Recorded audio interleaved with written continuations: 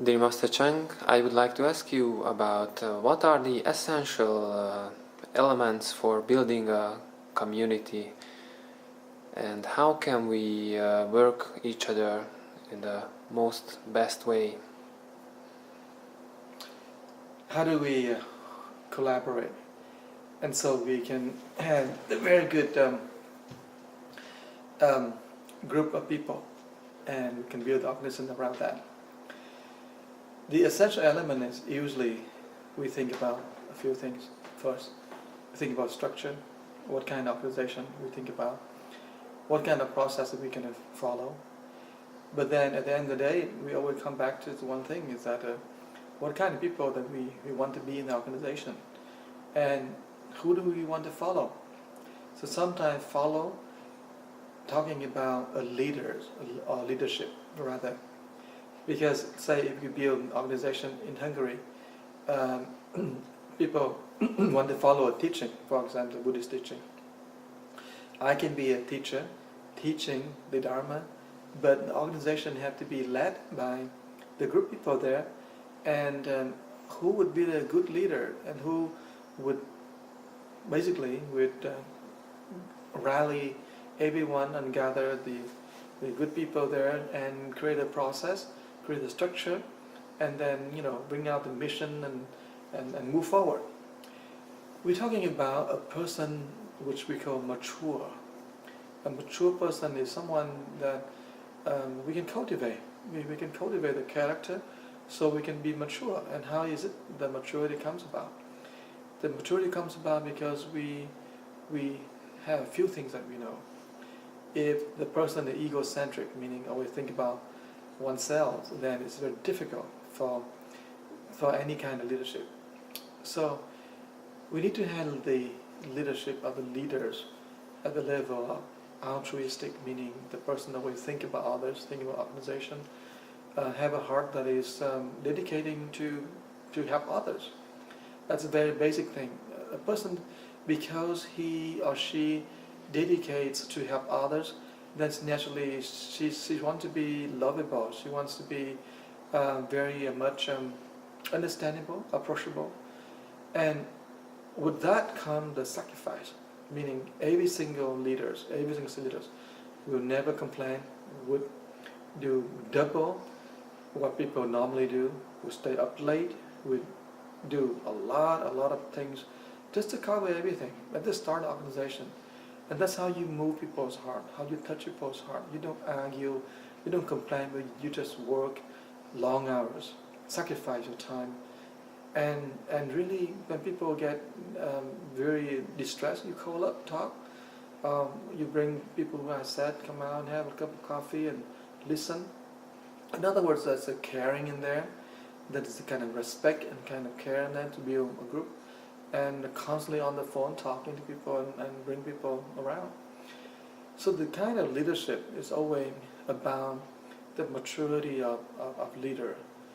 Without a sense of maturity, sometimes it's difficult, because when you be around the person who was thinking about what he wants or she wants to do to accomplish herself, a person's always care about his own interests, satisfy his own desire, then you got a problem. And even that person has so much talent, so much skill to do things, but he cannot be a leader, because the leader is basically a person who knows how to bring people together.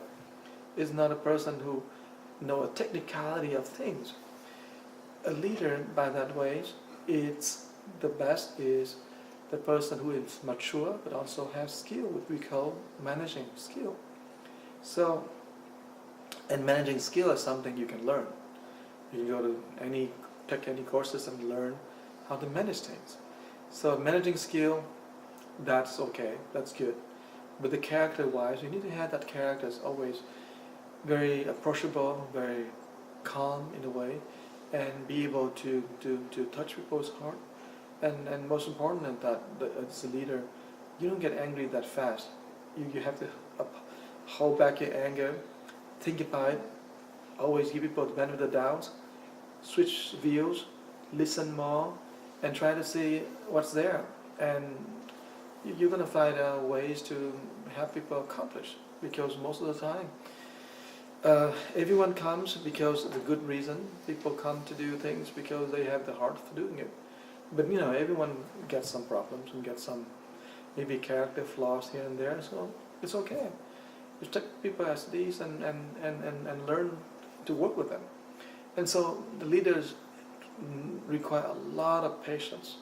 A lot of patience. You need to eat that with people, you need to talk to people, listen to people, all that. But that's what we call maturity. Maturity, it's about that. It's about giving your life, giving your time to others, and do things for the benefit of others. You see? And so to have a good organization, you really have a leader that have that kind of maturity, the maturity that we say people-oriented, not self-oriented or self-centered. So people-oriented in that way, then you learn your managing skill. That's just two things.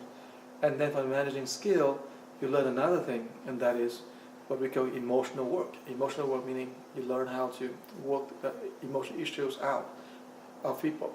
So people get problem here, problem there, but most of the time the problem is emotional. So as the organization grows, it's become harder and harder. The leaders cannot be the one person doing that, but many people in the organization will have to learn to create a network to do that as well.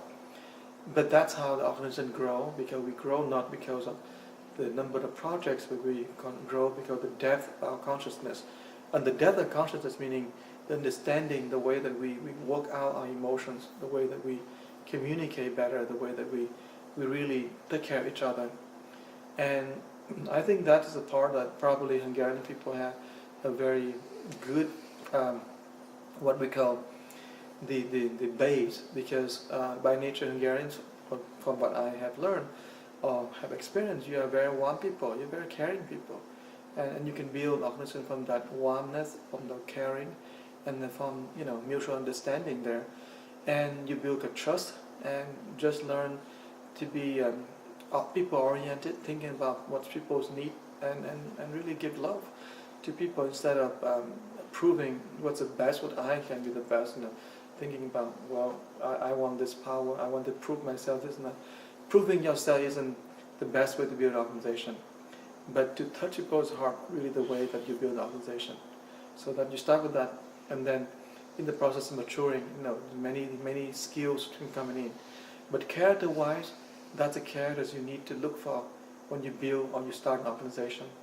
You start with the character of people who, every founders, every single one, must have a great heart, must have a heart of compassion and caring for others. That's how you start a non-profit organization or a spiritual organization. You cannot start an organization with the thought that you would gain something out of this, but you want to gain power, fame, recognition, or even proving yourself doing good.